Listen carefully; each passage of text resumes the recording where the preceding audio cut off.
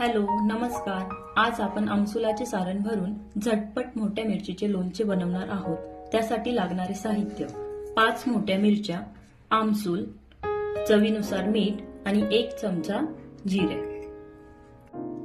1 वाटी आमसूलमध्ये चवीनुसार मीठ टाकून 1 चमचा जिरा टाकून मिक्सरमध्ये बारीक वाटून घेऊ.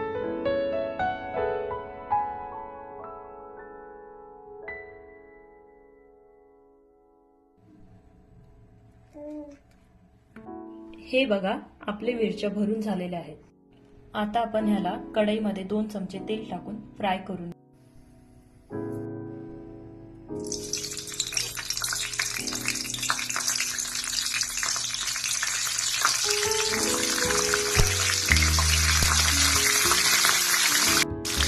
मंद आचेवर हे मिरच्या तळून घ्या.